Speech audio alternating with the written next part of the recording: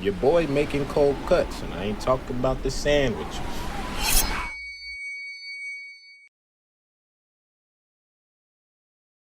Conversations just got deeper, deeper, deeper, deeper, more real. And that type of vulnerability, we can talk about vulnerability. Thinking you're vulnerable because you're connecting with people. And vulnerability is so much more than connecting with people and like talking about things. It's really it's a choice. And you feel like, wow, I got to give up everything. Like I got to become this different kind of person, and and that it was a big fear of mine. I was like, no, I want to go out and live my life. Like I want to have fun. I want to be free. It's just I'm like it required vulnerability that I think neither one of us really understood we were not accessing. These falsehoods that have been forced upon people that I think kind of trips people up and prevents them from really kind of taking this journey altogether. You're actually greater than you think you are, but people seldom explore that space, and it's dirty work. I mean, it's not easy work to do that. You're like, wait, I don't want to go out to a club and drink every night.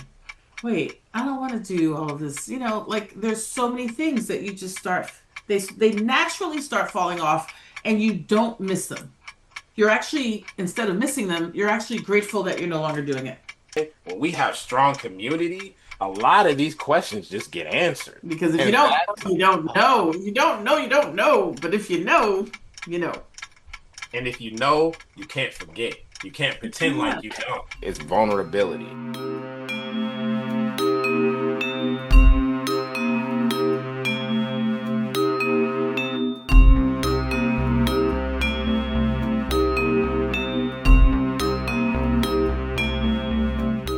Yay, we're here. We made it. This is a long time coming because, I got a bone to pick with you. You've been doing all these podcasts, and I'm like, when You know is what they the say, man? You got to say the best for last.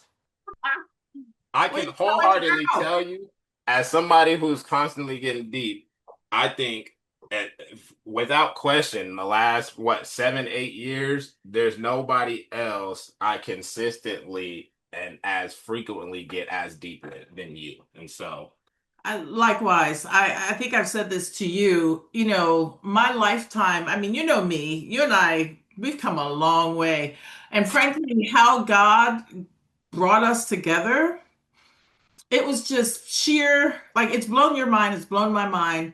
I don't think either of us saw this friendship coming. I don't think, and it's weird. I remember you, and I'm just going to rehash for, whoever's watching this, because you and I know the story. I, But I remember we were both working at an ad agency in LA, 72 and Sunny.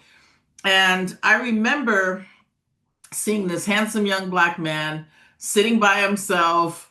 You looked like you were working on something, but I was like, who is this guy? And then I saw you a couple of times. I'm like, wait, why is he? And I talked to somebody in HR, and I was like, who is that? And why is he sitting by himself? Every time I see him, he's not with a team. Like, what's going on? And so I think it was Simone. She said, "Oh yeah, that's Isaac. He's an intern and he's great." And she said, we had a problem placing him, but now we're kind of figuring out. I think maybe you were working in Echo or something briefly. Anyway, they set it up so that I would talk to you and interview you or talk or something, and you and I had a conversation. And then from that point forth, I think we both just knew it was just like this guy is the real deal.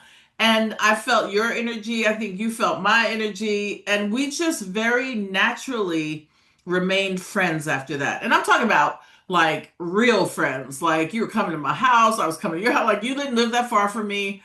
We were both in LA, like right down the block from each other at the time. And it's just we've literally been friends ever since. And that friendship has deepened in a way that I don't think either of us really expected because I'm older than you, and not that that matters because I'm also sexy still at my age, but I just thought I'd throw that in there. But I'm giving auntie vibes. And so I was just like, this guy's kind of becoming my best friend. Like, how is that happening, God? And it was all just like real conversations. The flow is just so real and easy. I've never felt that way. And I know a lot of people, you know that. We both do. So I know a lot of people. I've been friends with a lot of people, but no one ever made me feel that seen or connected. It's really weird to say that. And I feel like with you over the years, we just started conversations just got deeper, deeper, deeper, deeper, more real. And that type of vulnerability, we can talk about vulnerability. That type of vulnerability for me, it didn't happen that easily, because there are a lot of people who I just, I surface level friendships, we're having fun, we're doing things, but we're not going in that deep.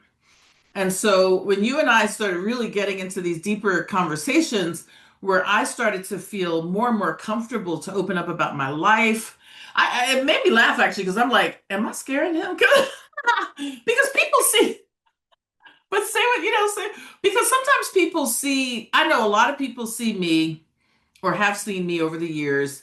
And, the notion is that, oh man, she's got her shit together. Like this Tracy is, you know, and in the meantime, I'm like, if I, I'm walking around like, if you only knew, you know? And just because, we're so used to making ourselves look great on the outside, and you come across as really kind of lively and all this other stuff, but people don't know your real background. And you and I got into my background. And when we got into my background and I started really just like purging, it was like a cleansing of my spirit. And it felt good to be able to connect with you, someone, but in this case, you, on that level. And we've been friends for years. Tracy. This is where I'm gonna grab the mic.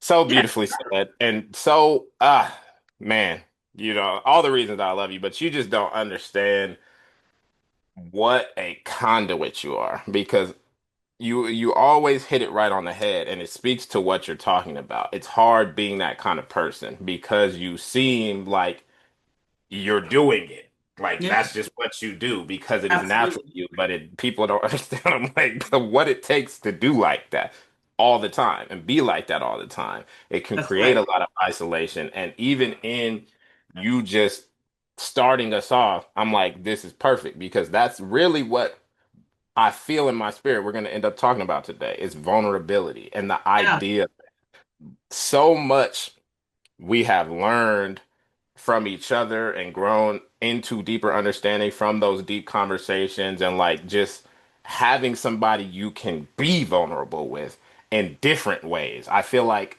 and I'm like, I know you, so I know your experience has been the same. So much of my life is like when you're a plug and play and like you get along with everybody, it's like nobody's really getting the full scope of you because it's so dynamic. It's like Yeah. you're really showing up as yourself and all these different, but it's like everybody's not versatile like that. And so they can't go those places with you. It's rare for me to have a friend who can like it's like anything you can do, I can do better. You see like those like really like having somebody who can be on that same wave. Like whatever wave we're on, that's the wave we're on. And it's Yeah. all love. There's no jealousy, there's no hate, No.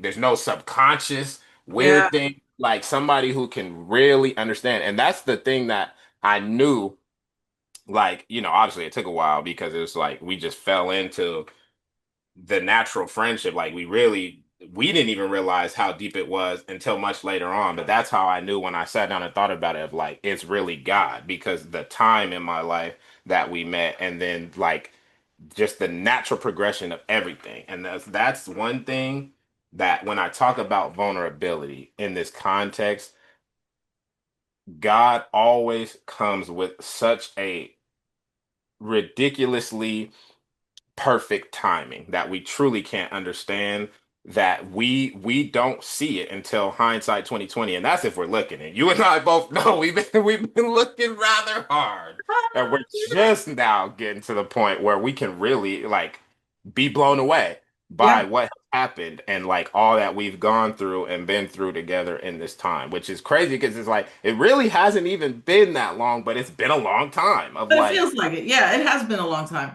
because it's like We went through you talk COVID. about We your went through, life, we you lived know in what I LA. mean? Like you and I have lived wild lives, like, and so to have this era where we can come together and just grow in these ways is just, I'm like, it required vulnerability that I think neither one of us really understood we were not accessing. And that's one of Yeah. the biggest things that I'm grateful for in our relationship of like thinking you're vulnerable because you're connecting with people. And vulnerability is so much more than connecting with people and like talking about things. It's really it's a choice. It's a choice that you have to choose to make continually. And like trust is so dynamically tied to that in a I'm way we glad don't. you brought that word up, trust, because that's a word that, as you know, because you and I have talked about this before, I grappled with that with God, right? Because trust was a big, big issue for me with God. I mean, I grew up with a mom who, she was very spiritually connected to God, and she brought us to church, but we weren't these like, hardcore church going every Sunday, amen. We weren't religious. My mom, she gave us a foundation, and we certainly understood God's role in our lives and God's presence in our lives. And I thank God for her for that. Because a foundation, my mother was so brilliant. I loved her. She's no longer with us, but my mom was so brilliant that she didn't force it on us. She told us, she taught us, she showed how she worshiped, and then she allowed us to kind of make our own decisions about it. And so it kind of gave me this freedom. And I think I told you this story once when there was a Muslim girl who came into my school, my elementary school, and her name was Mavis. And we were all enthralled because we didn't know that religion. We didn't know Islam. So we were like, what? Muslim? She's got a thing on her head and she's got a long skirt on. And for me, I'm very visual. So I'm like, what? And so Mavis and I became friends because I just felt like I'm so curious about who you are or what you're doing.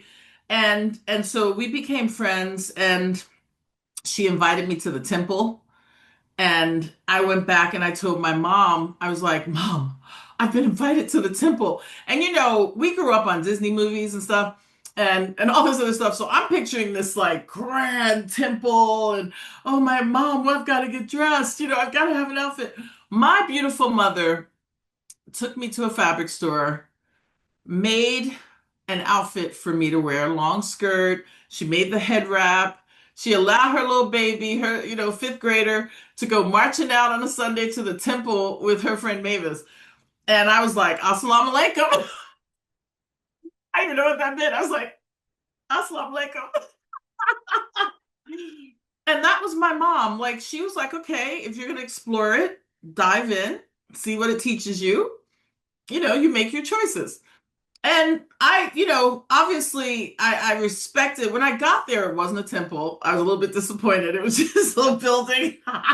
And I think at the time, I was really kind of, I was actually impressed by the people, how clean everything was, how organized the religion was. It was so precise and pristine. And there was something really beautiful about it. But I remember coming, after we came back from the temple, we went back to Mavis's house, and they were making bean pies and all this other stuff. And I noticed the men were all in one room, the women were all in another room. And I remember thinking, wow, the women don't seem to have much of a, without insulting anybody, because that's not my intention, but I just didn't understand as a young age. It kind of threw me back a little to see that women weren't as in charge, as they were in my house, for instance. So, so that was something that was a bit of a deterrent for me. But once Mavis and I graduated, my mom let me graduate with a full Muslim because I was like solidarity with Mavis, man. I'm like, I'm in with my girl. And so I graduated with a full, Muslim head wrap and a long Hijab. skirt, all of it. And Mavis and I graduated together. And then after that, I put on my jeans and went to the movies with my friends, including Mavis. My Muslim years were over. But religion was, we never felt that we felt the power of God in our lives. My mom made that clear. Um, but, she also gave us the room to explore. And I think when my mom died, I gave up on God. I told you that. I was like, I prayed to God. God didn't save your life. So now there's no me and God. There's no me and God. And then, you're dumb enough to think that you have some say in that matter.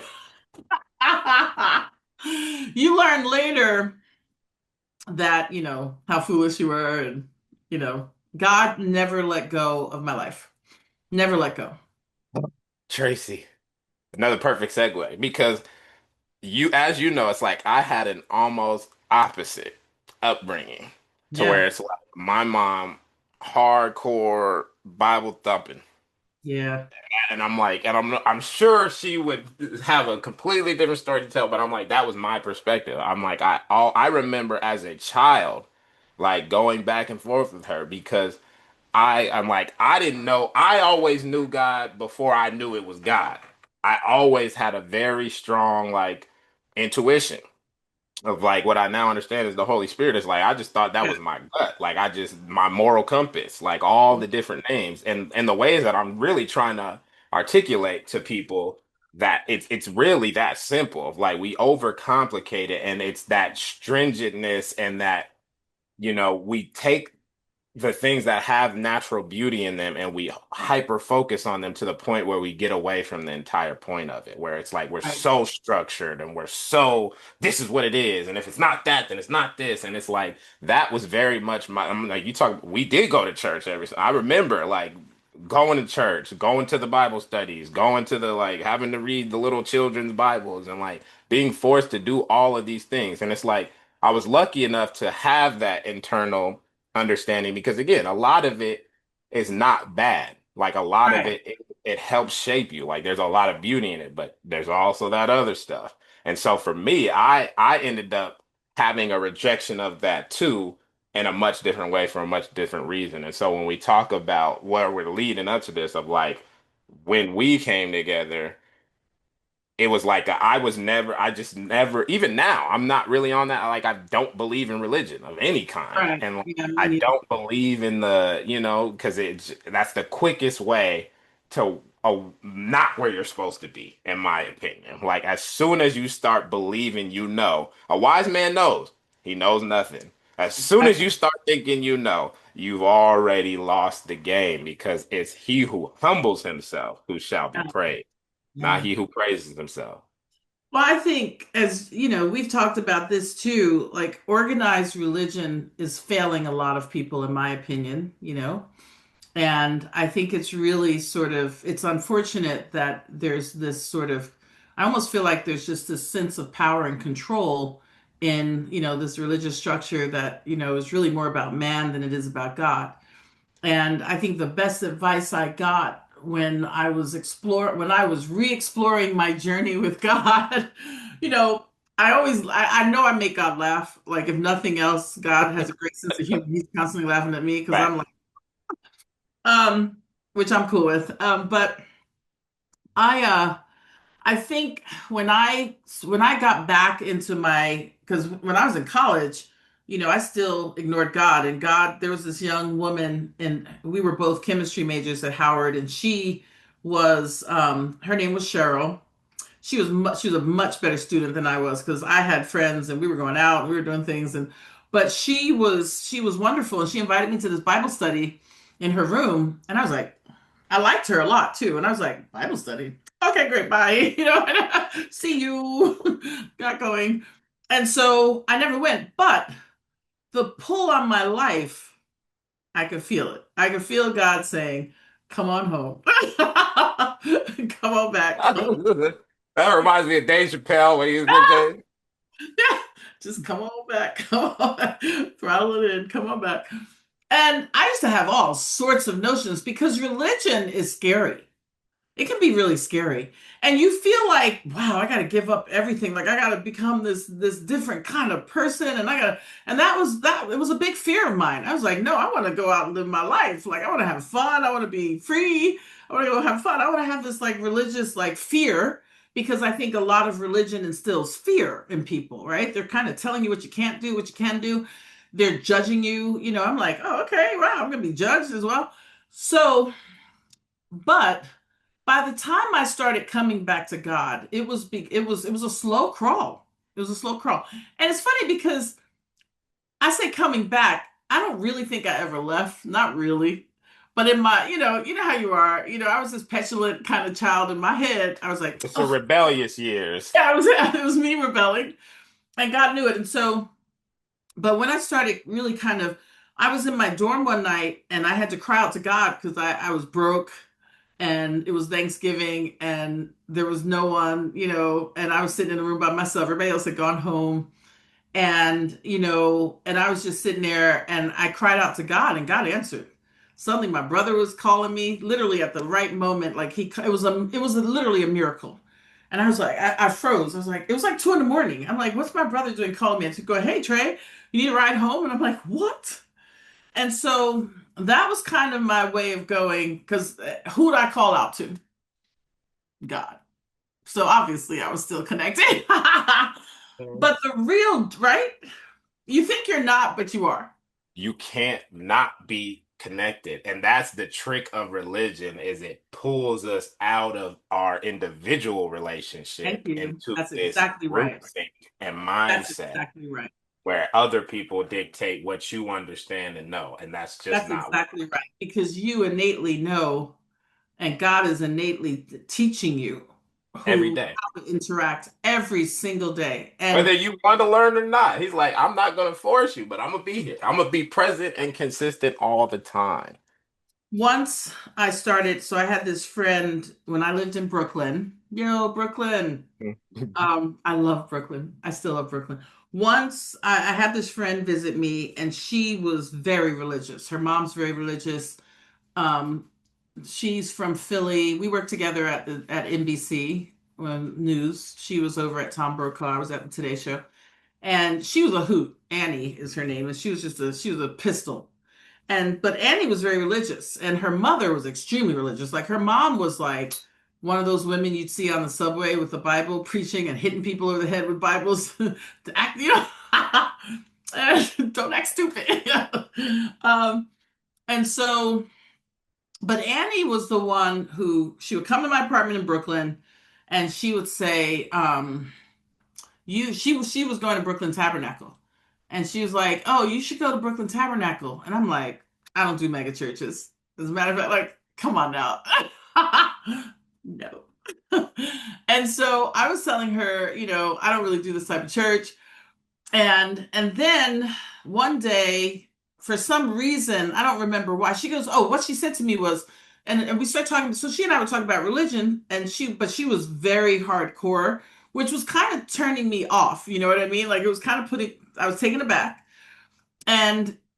But then she was like, "Well, they have great music, and I love music." So I was like, "Oh, I can go hear the choir." And one day, I was having I was going through a rough patch because life is ebb and flow, right? And and I have to say, I think I told you I was a bit of I had become, I wasn't a snob, but I think I was maybe a little bit full of myself. A little bougie, New York Just a little style. bougie, just a little bit. You live in New York for a while, it just happens. And so I remember it was a Tuesday night because she told me that Brooklyn Tabernacle was Tuesday nights and Sunday you can go. And I one Tuesday night I was like, okay, I'm gonna go, right? I'm just gonna go check it out. And I go, and when I get there, they tried to send me upstairs. They had I mean, this was like a huge church. They tried to send me upstairs and up to the balcony, and I had on this white silk Donna Karan dress. Yes, I remember. And and when they tried to send me upstairs, I was like, balcony? What? Like it was the nosebleeds. Oh boy, I'm surprised God didn't just take his hand She out. said, "You don't know I'm here to audit this church?" I'm checking you out. This is about so I get up and I go, and I was taken aback, and I go upstairs and I'm sitting like this, like ugh, I'm looking around at people like, and in my head I said to myself, and literally the thought in my head was, "Oh, this church, all they want is your money." It's one of those churches, you know. The pastor comes on literally right after I said it, and I mean I could barely see him. He was like all the way down the stage. Still a little sore about that. And he comes on and he goes, I feel like, and he didn't say anything else. He goes, I feel like I need to tell somebody, we don't need your money. We don't need your money. And I was just like, I was like, how did he You hear looking around for me? microphones? You Yeah, like, did I say that I'm out like, they loud? must have this place wired. But I'm like, I didn't say that out loud. Like, how did this guy hear me say this? And when he said it, I was like, oh my God. And then his service that night, I was crying all over my white dress, the makeup running down. I was no longer pretty. I was just like, oh my God. And then these women who were the ushers of the church, they came over and they're patting me and they're like, oh, poor baby, I understand. And I was like,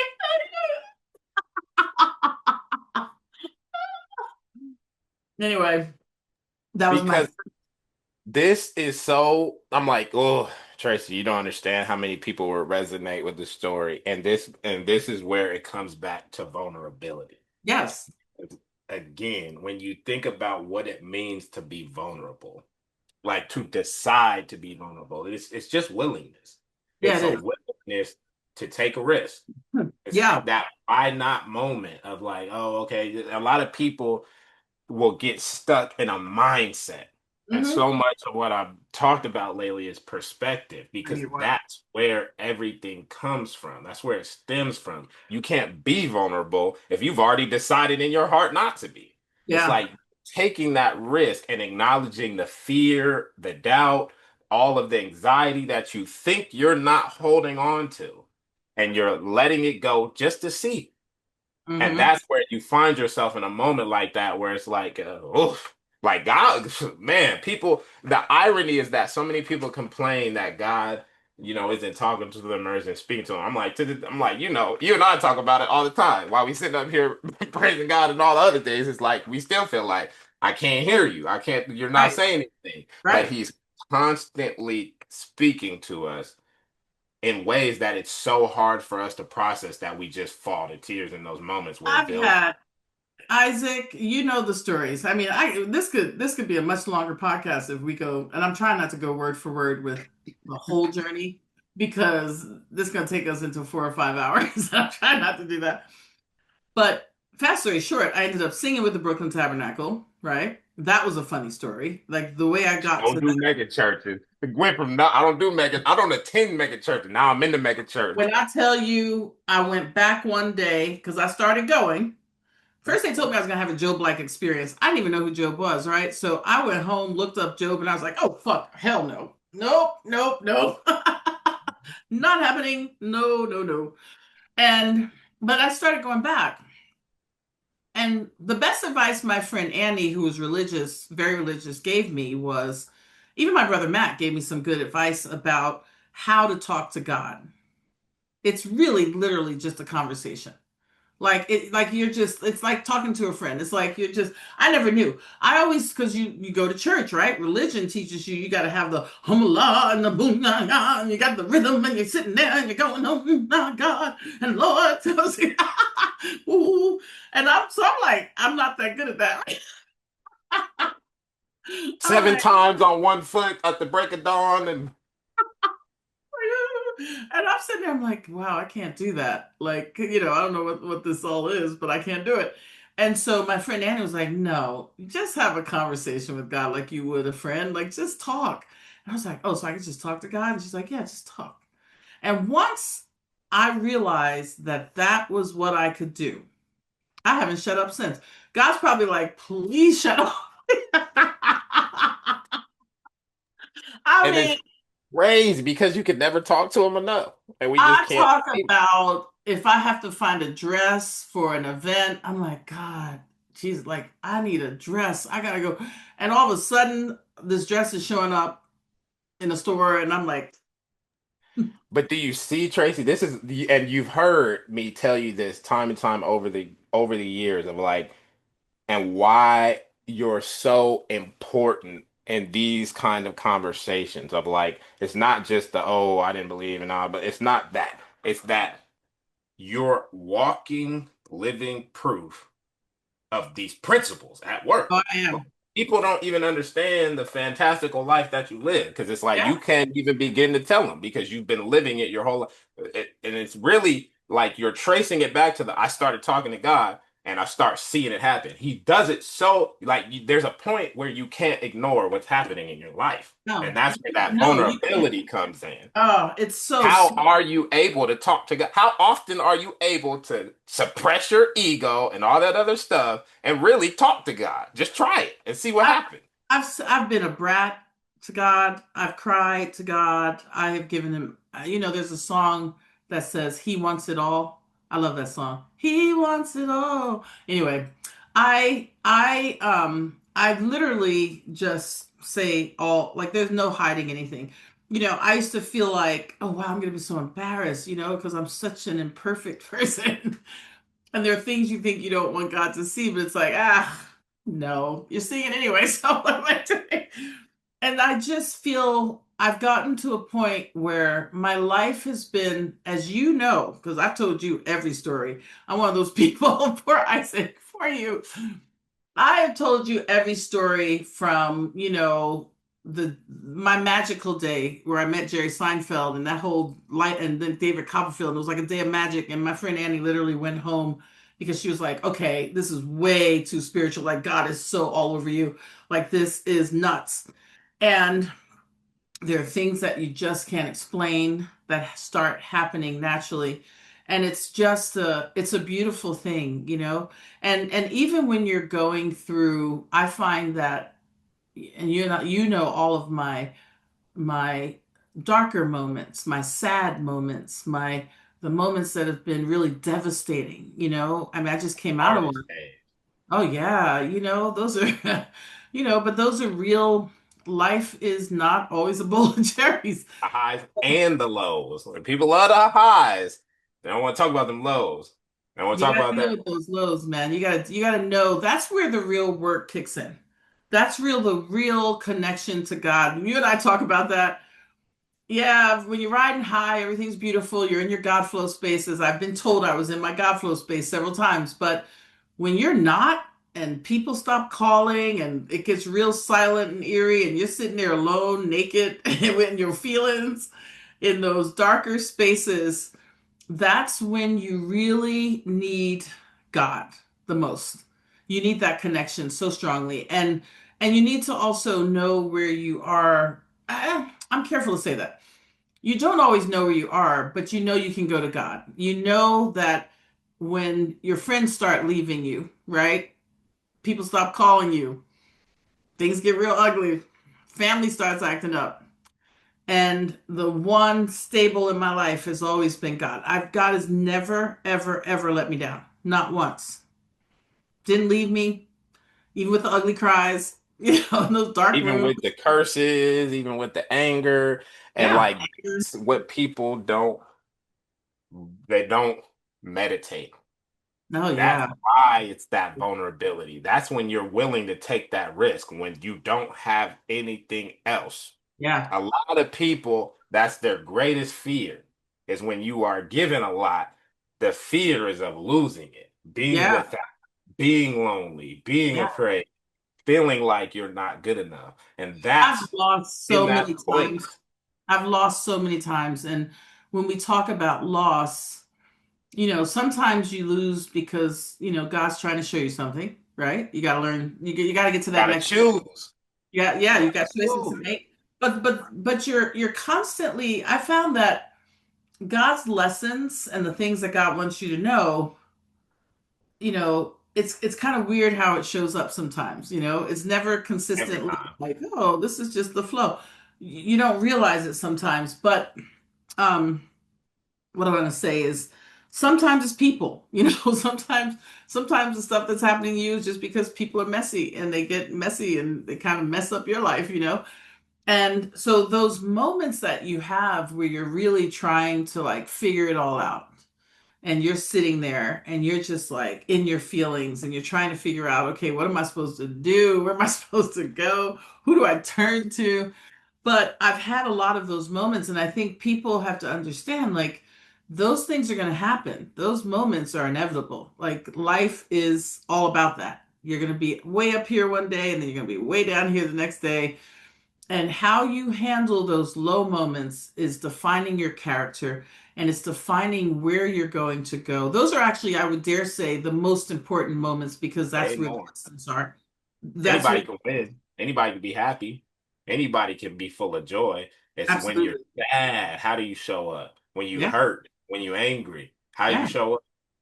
What Yeah. does your brain sound like? What do your thoughts sound like? Are Right. you gonna let the shame control it? And are you gonna hide it and deny it? Or are you willing to lay everything bare? Because Yeah. that's where you reach that moment with God. When you can be real with yourself, you can be real with God. And see, Yeah. that's the religious Great line. When you can be construct. real with yourself, you can be real with God. Man, that's where religion's got people bound up. It's It teaching does. them to be fake.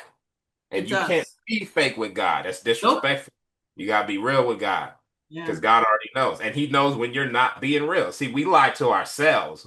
And that's why that religiousness works for people, because they think, oh, I'm giving it to God, but I'm lying to me. Yeah. And lying to you is lying to God. You and I marveled at brother Denzel Washington, who I love, who I met at the Oscars. I'm not bragging or anything, but I did meet him at the Oscars when he won his Oscar. He and Halle Berry. Testimonies. Testimonies about these principles working in your life.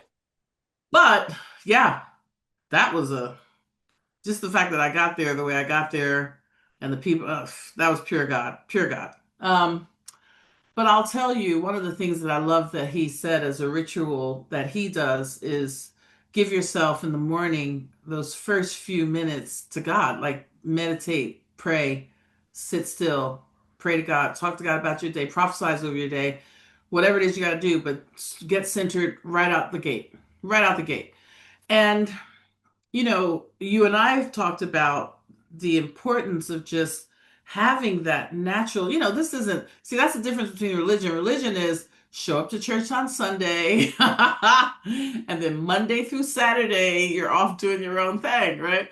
So a lot of people think that, oh, I went to church on Sunday, I'm good. But it's not about being good. It's about having a real, consistent, daily engagement with God and the Holy Spirit, like it should just feel natural. There's no It hokiness. should feel No, inevitable. well, You couldn't no. get away from it, even when you wanted to. Yeah, Because he's like it's like trying to run away from your shadow. He's in you. yeah, If you just take a second to realize it's true. what Bob Marley said, you're running away, but you can't get away from yourself. No, you can't. You can't. And that's why it's so that's a really important thing to talk about is really tapping into yourself because by tapping into yourself, you're tapping into God, right? That's where you find them. It's not in the church, it's not in the Bible, it's not in other people. It's in you. I've always talked about, exploring the notion that the Bible, certain aspects of the Bible, especially the stories that are being told about people, it's still being written, right? The Bible is a living book. It's like your story could be in the Bible, my We're story. not even original enough to make new stories. It's like, how are we gonna make like what? We still doing the same stuff from thousands of years ago. It's the Yeah, same things. yeah. I've learned over the years, and I feel like, and I know you're writing a book. I'm encouraging you to get this book going because your book's going to be phenomenal. I mean, we've dropped so much between you and the wisdom you've dropped. And I'm going to give myself some credit, some wisdom, and I'm sure other people who you've talked to. But it's so important to write about the things that you're going to write about because I think we need to have people understand a new way of looking at their relationship with God. And, I don't think we have to be so rigid about it. And so, um, we can sort of step out of some of these falsehoods that have been forced upon people that I think kind of trips people up and prevents them from really kind of taking this journey altogether. And once you take the journey, it's life changing. There's no going back. Like it's already in me now, and it's natural. It's flowing. It is what it. And frankly, I didn't know that I could get this deeply into it. And now I am. I really didn't. Like when I first started this walk, I'm like, okay, what's gonna happen? But now it's like breathing air. It's so Now you naturally look normal. for it. Yeah, I You went do. from to denying it to looking for it. Looking for it is it's an interesting thing to say. Looking for it, it's like it's just it's almost like it's just naturally there. It's like you're not even really having to look as hard. It's coming As to you. we think.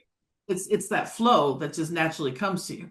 So, things start showing up in your life, the right people start showing up in your life, the energy is different, how you flow with other people and interact with people is different. And it just you no Spills longer, out. yeah, it's good. And people So feel it on you. That's another part of this we ain't you even sure talked do. about. When we talk about how it, and the irony is we did talk about it because you're talking about how we met. Of like, again, people, you hear a term like favor and these religious terms, but you don't really understand what that means. But Right. you just highlighted it. It's like Yep. you saw me before anybody told you about me, introduced you. Like, that ain't me. It ain't because I'm, ooh, big stepping through the lot. Like, no, it's like, I'm like, especially at that time. There was Yeah. a bunch of black people, young black people, smart, like some of the most creative people ever, who have gone off to do great things, were there at the same time as me. And even being in that space is, again, God active in my life. But you recognizing and like all the stuff you had on your mind back then, the way you used to be moving through that office, running around back and forth, people always in your fear, in your ear, in your face, trying to get a piece of Tracy. And it's like, we don't understand the movements of God and how Yeah. actively, like he's constantly leading us. Always. And it's like we're not even aware of how we're following. We I think we're not. remember I remember I had to give a speech. I remember the first time I gave a speech, I was horrified. I hate public speaking. I really do. Everyone's like, "Oh my God, you're so good at it." I'm like, "You just don't know what I'm feeling." And I've never really liked doing it. And but I remember when we did this, I talk about this project we did in LA, and the owners of the agency were there, and we had been up for hours, for days, building this thing. I mean, just up, like crazy hours. And I was a shell of myself. I was a zombie. What are you saying? Say it. I can't hear You you. was sleepy. You was sleepy. So tired. I was seriously just I was Man, walking like, oh my God, where am I? I was in this space and I was exhausted. And I had to give a speech and rally the corral everyone in front and of a large crowd, not a not a couple large people, not no crowd. more, like a Uh-huh. crowd. Yeah. Feel scary. And I wrote a speech barely. I never got to read it, because I had to do so much between that time. We were on site at 8:30 in the morning, just leaving from a whole day of work building this thing and putting the details together. And then I had to go home and create a line sheet and a call sheet and all this other stuff. And then I had to corral like the mayor and the Congress people and all this other stuff that was happening. And so by the time I got to the site, then I had to do these interviews, right? The PR person put, Channel 7 and news and ABC and CBS, all these people in my face. And I'm like, and I literally couldn't talk. That's how I looked. I was like, what? And I'm trying to read this speech, which I never got to read. I'm like, oh shit. And so my heart is now pounding because I know I've got to get up there and say something. I'm the one, right? You're the one. You got to get up there and say something. And I prayed, because that's the one thing I learned. I'm like, when you feel like you're going under, you know what to do. You got to talk to God. I prayed. And the funniest thing happened, because you never know how God's going to do it, right? How's God? But you know God's going to do it. I'm standing there and I'm walking up with great intrepidation to the microphone. I'm being told, you got to get up. Everybody's here. You got to speak. You got to speak. And I'm walking up with great intrepidation. My brain is completely empty and fogged, like just nothing's there anymore. And all of a sudden, I hear somebody go, Tracy? And I turn around. I think I told you this. It was Ann Curry's daughter, Mackenzie. and she's on a bike with some guy, and I hadn't seen her in years, and I was like, "What, Mac?" And I went running over to her. It was like a scene out of a movie. We're like running towards each other, hair flowing in the wind, but at least that's how I envision it. I That's literally how it hid. felt. That's the It is. emotional truth of It that is how it moment. felt. It's how it felt. I literally picked her up from the ground. I mean, she's college age now, right? I pick her up from the ground and I twirl her around because I was just so, she was just my little angel. I just loved her so much. All those years I knew her and I was so happy to see her. And it's that moment, it snapped me out of everything I was feeling.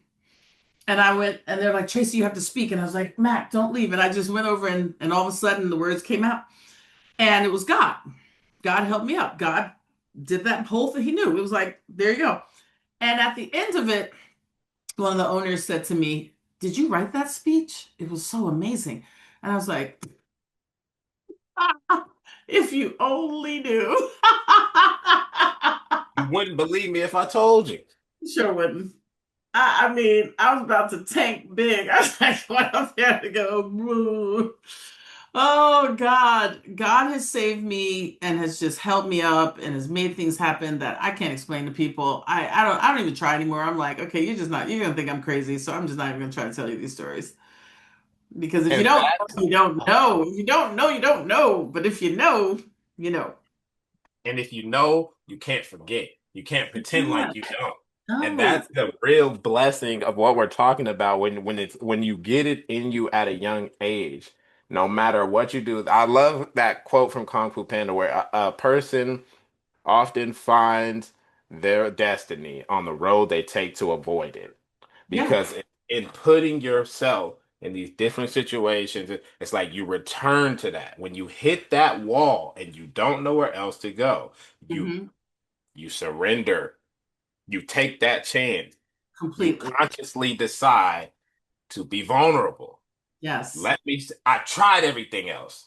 I tried Yeah. everything else that I could think of.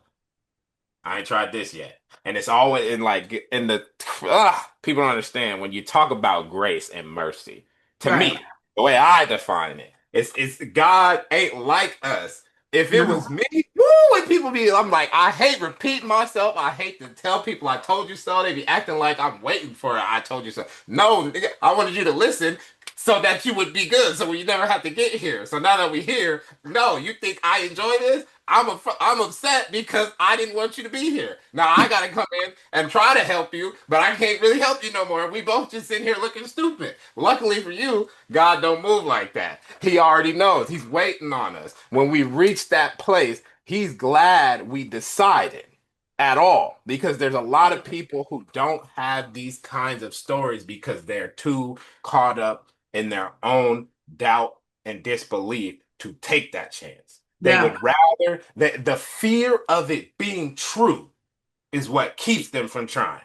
Because if it's true, now in their mind, I'm like, oh my God, now I'm really down bad. Now all that stuff religion is telling me is gonna happen. Now I'm gonna go to hell. If there's a God, this world is terrible. He's evil. It's like, no, it doesn't have to be like that. And that's the beauty of allowing yourself the ability to be vulnerable, to just sit and stop and like self-assess. Let me remove everything else. Let me see how I feel. What do I think? What do I believe? Like we we are all living a life, a unique existence that nobody else can really ever understand. Even your bestest friends who do have that divine connection and it's like they have so many shared experiences, they're not you and you can't possibly recall all your blessings because they've happened all your life in the same way that you can't recall all your trauma and it's stuck in your body and it's keeping track that way. It's like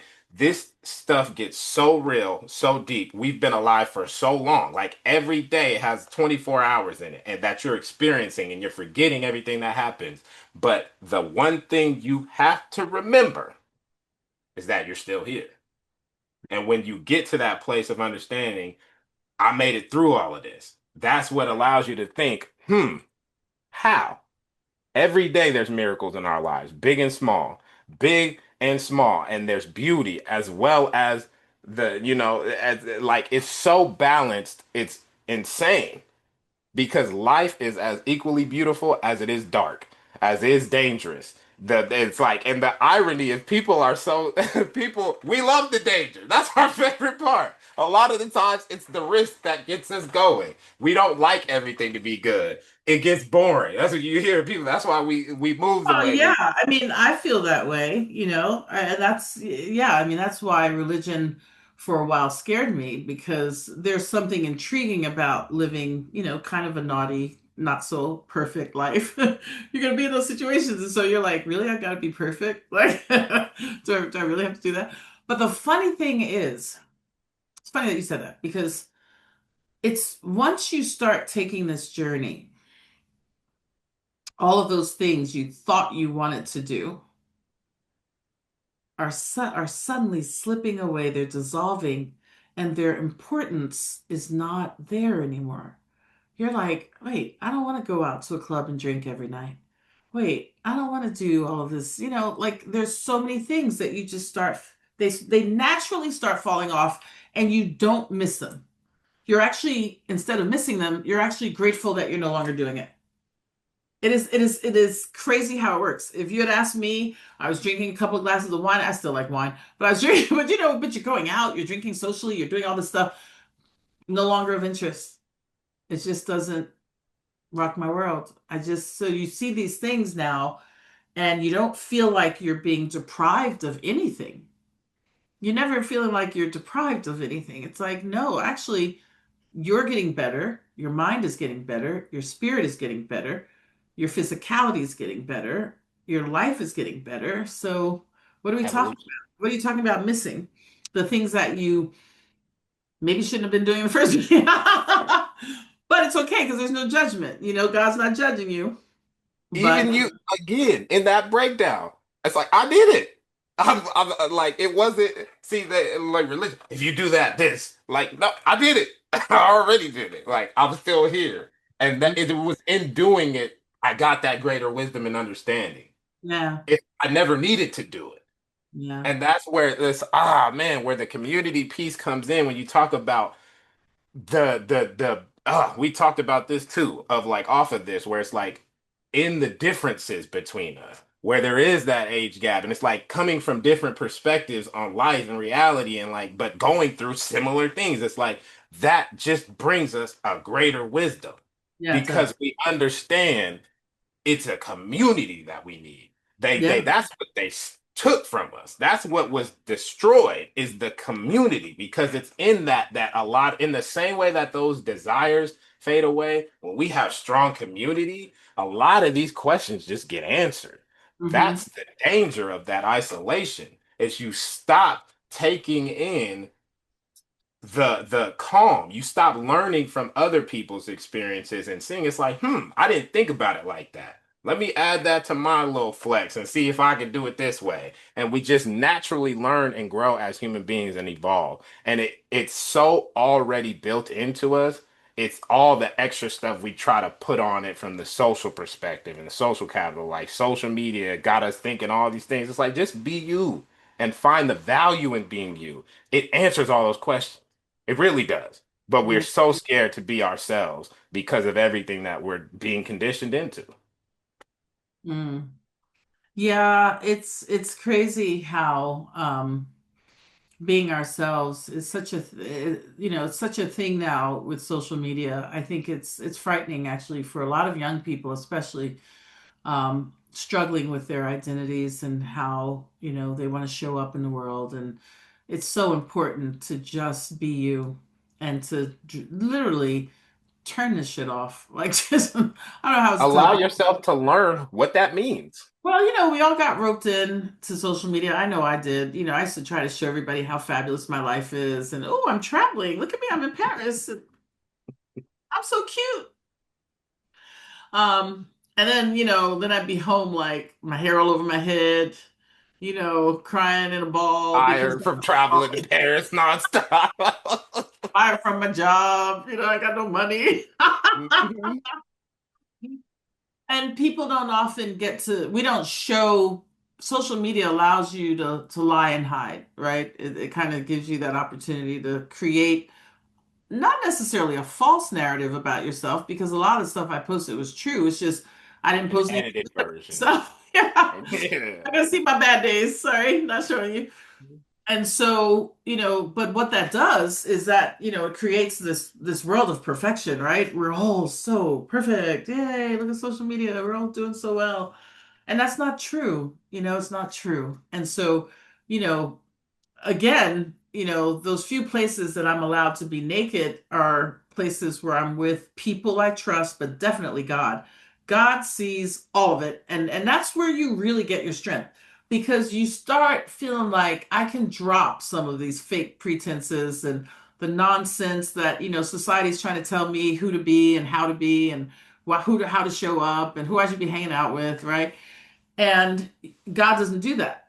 And so once you dig a little deeper, then you start also finding people. God starts sending you like you and my brother, like I could walk around and be myself around certain people, whereas, and then the other people who maybe don't want to see that version of me, they start falling off, and that's okay. And you gotta be like, you know, bye.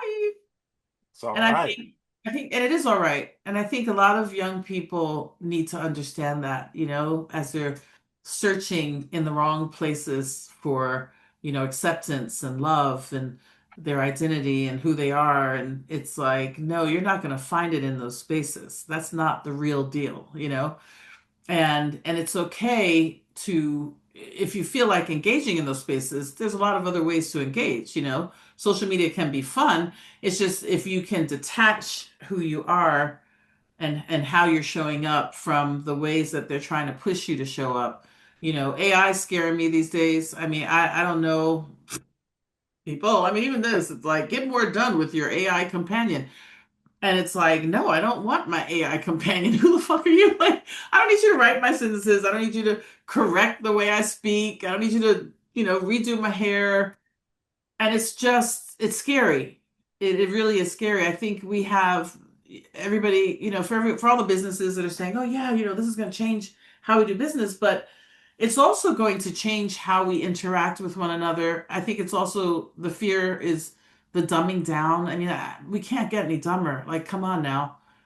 People have to know how to read, speak, talk, engage, make mistakes even, like fail. It's okay to fail. Like AI, what? AI is going to make sure you don't fail? Like, come on.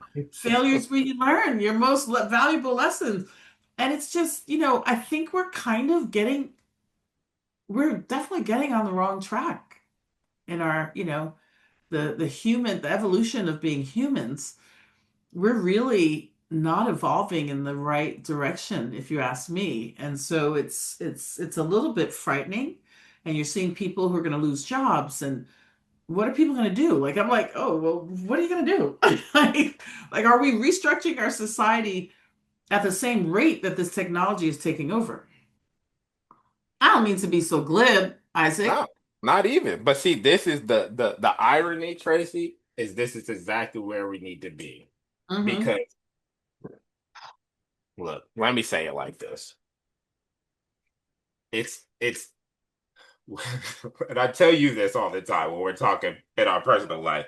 I'm like, you don't even know how right you be. Even when you think you went somewhere you're not supposed to Yeah, go, you've digress. landed right where you belong. And it's in doing that so many times throughout your life that you developed trust and vulnerability and flow.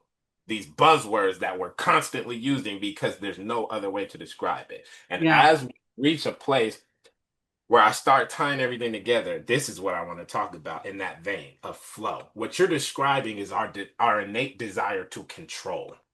Mm-hmm. It is fear that Yeah, drives us to a desire to control an outcome. for But sure. real faith and real relationship with God is always discussed under the umbrella of surrender because we Yeah. don't have to take that on. You Mm-hmm. don't like trust that it will be okay, that you are enough, that you Mm-hmm. will figure it out, that you will evolve as we have been created to do. There's all of the evidence shows we shouldn't exist here. There's a lot of things that don't exist on this planet anymore. Not Mhm. us. We're Yeah, still here. And that's yeah, what I'm like, we're still here. This is what I'm like. I wish I could communicate this to people in the way that I have digested it because it's the thing that keeps me in that flow state. Every time I find myself in that dark despair and like negativity, I'm like, I'm still here. When I hmm, think about the worst possible case and what when everything could go wrong, I'm still here. As yeah, long as you're still here, you can the story continues. hmm, It's the ups and the downs. We don't like movies where everything goes right. I gotta see you fighting for your life. We like stakes. We want there to be something at risk. right, And we don't want the movie to end with losing. But yeah, if we don't believe you can lose, if we don't believe that there's a true risk of losing everything, it won't touch us because that is our reality as human beings. It is yeah, not risk that we need to focus on. It is the process of moving through it, of conquering it, of finding a way, of learning and thinking and growing and doing differently. And hmm, oftentimes, in the greatest stories ever told, that comes from connection, that comes from trust, that comes from vulnerability. right, These are the things that we need to sit and really think about. We keep chasing external understanding right. because we're scared to go inside. I think they are. I think that's very well said. I think people are very scared to see how great they actually are. You know, you're actually greater than you think you are, but people seldom explore that space for the fear of seeing themselves. And it's a scary journey to take a look at yourself and who you are, because that means you have to also look at some of the things that you're doing, the behaviors, the way you think, some of the things that have shaped you. And it's dirty work. I mean, it's not easy work to do that. You and I both know we took that walk. It's like things start Still coming. walking it. Yeah, we are, because things start coming up and you're like, oh, wow, I didn't know how that impacted me and that I'm behaving this way as a result of it. And how do I change that? Because with that comes change, right? You need to change who you are. And you also start taking more accountability for your role in all things, because you realize you can't really control anyone else. So anything that happens to you, around you, involves you. And so, what part of this are you participating in? It's a really big, yeah, it's a really big undertaking that I think, only the few, only the brave really want to walk in that direction. A lot of people would rather walk through life being led and not seeing themselves. I mean, I grew up in a family where I know a couple of my family members, my sister recently passed away last year. I loved her dearly, and but she could not look at herself, and didn't. And if you brought anything up, she did not want to talk about it, and it made those relationships strained, because when you're evolving and you're kind of opening up, and God's showing you all sorts of ways of being, um, it's hard to start staying in some of those relationships. And we can talk about this. This is a totally different subject, but it's like a lot happens to you when you start to walk a new path and you start to really want to see who you are and make those necessary changes in your life. A lot will start to happen. And some good, some bad, some crazy, some wow, like what is this? All beautiful. Every single step you take towards it will lead to something beautiful, without a doubt. It might seem scary, it gets messy, and all of those things are true. And yet, at the end of that road is beauty and joy, and you finding your true self and becoming more Dreams and self-actualized. success. It's the best feeling in the world. And so as you're, so going through that process, I think it's true what you're saying. It's like social media and this new technology, it keeps us further and further away from actually doing the work that we need to do to get to know who we are and how dynamic we actually are. And some people will never see it. And this gets us even further away from that reality. It's like, You don't have to do the work. AI is going to do it for you. You don't have to know how you think because AI is going to do it for and it's just, it's kind of crazy because human interaction and human connection is one of the most beautiful gifts that God could possibly give us. Is that we get to connect with one another. We get to make things. We get to think. We get to use our brains. We get to use our hands. We We get get to to feel. feel. We get to feel. And when you start stripping all of those things away, you're killing humanity. You're just killing us slowly. And people are going to literally not know. They're going to be walking around more confused than ever. And it's quite frightening. I highly encourage people to like stop, pause, think about what you want, look at what this is doing. I have friends who have said, "Oh, but this chat GPT, it helped me write my paper and I was under a lot of stress." I'm like, "Yeah, but shouldn't you be writing that paper?" Because then you start having to ask yourself, Why are are you we doing well, are we giving each other enough time to get things done? And, are we pushing people too hard? Is your life too chaotic? Are these school and work schedules too crazy that you have to have a paper written in less than 4 hours? They're expecting you to deliver something. And so this kind of push, push, push, push, push, it's not always a good thing because you're not getting to develop the way you should develop a craft or a skill. That takes time. Sometimes that's slow moving. Sometimes, that's but hourly you're work. It's learning? minute by minute. Yeah. You're learning and feeding the desire to keep revealing things about yourself. Yes. It's It's fun. oh I no, go used ahead. to, well, no, this is a conversation, so, I don't want to run off, but I remember when I started taking photography classes, right? And I was in a dark room. It was such a beautiful experience. For those of us who know what seeing like you're opening your film in a dark room inside of a canister, and then you hear that click, and all of your film is now in there, and then you go and you get that strip of film and you mix your own chemicals, and each chemical is going to do something different, and you're doing it, and you're doing it yourself, and you've taken the pictures, so you can't wait to see what's going to emerge, right? You're like, oh wow. And then sometimes you're like, oh shit, but nonetheless, The nonetheless, process. it's you. You're doing the process. You're learning. You see how things work. You're seeing yourself make change. And you're seeing yourself physically do it. So there's something highly spiritual in the doing, right? Because now you're like, oh wow, I'm doing this thing. When we start stripping that away, I mean, I was at my friend's, my brother's family, his in-laws. They had a birthday party for one of the children, right? Recently. And I remember there was something we were talking about it, and they were like, "Oh, well, she doesn't know how to cursive write. They've taken it out of schools." And I'm like, "Wait, that's happening already?" Because I don't have any kids in Long my time house. ago. I know. And I was just like, wow. I remember how proud I felt when those 3 lines and you had to like get your lines right and write your name and start writing things. And even now, like when I have to write my signature, I do it so artistically. Like I'm like, Trey.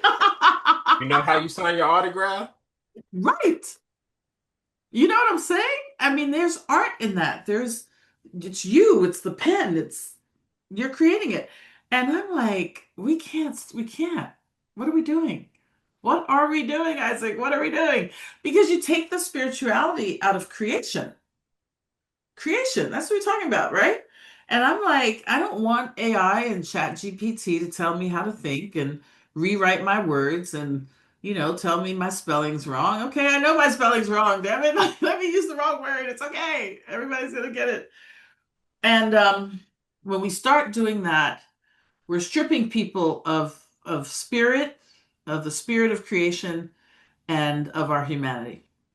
It's a concern. It's a concern. Ah. What I'll leave you with is this. Because now we done we do any more, people gonna be like, it's too much. The beauty that we as individuals personally have reached is understanding that trust aspect.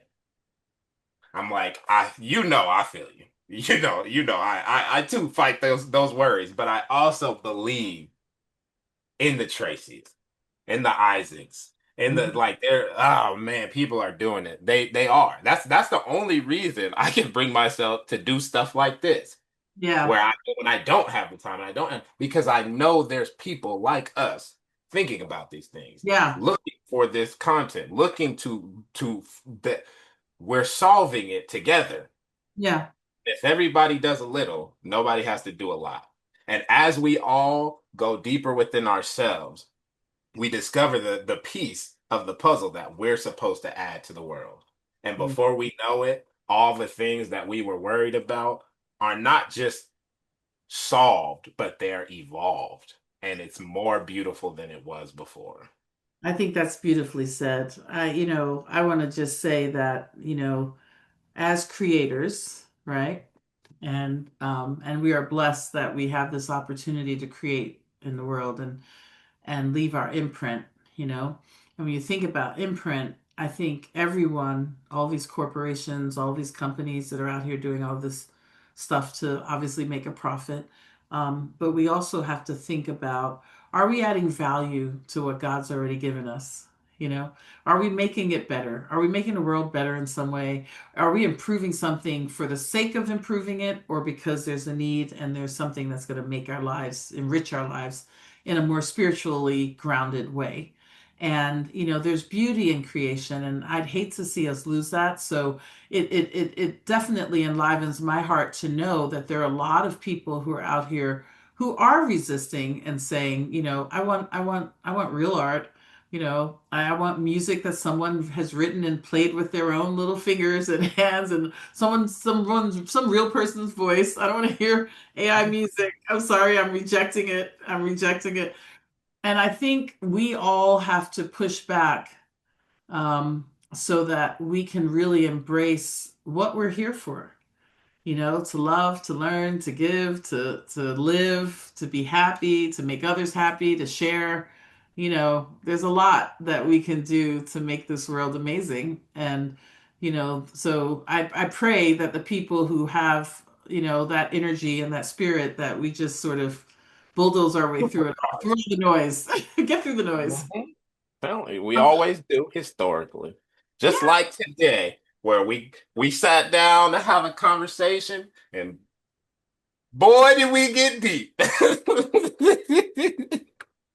Like, you called me and said, "Hey, do you want to do my podcast?" And I was like, "Okay." And we never know what we're going to talk about. We just kind of get out here and flow. I've loved our conversations. I wish everybody would be privy to some of our previous conversations, because we've had some really great conversations over the years. And so it's nice that you have this format now. And, I'm going to pray that God just keeps blessing you and it keeps growing, and, more people come on, and you just keep this kind of energy going. And it's good. This was fun as usual, Isaac. We knew it would be. Whenever you're involved, I know it's going to be a good conversation. Telling you, the beauty of being blessed. That's another one. Sure is. Sure is. So But thank you. thanks again. This was fun. This was a lot of fun. Loved it. There's so much more to talk about, so we could There go on. always is. Do it again. Fact. I'm like, we'll run it back. We'll do it again.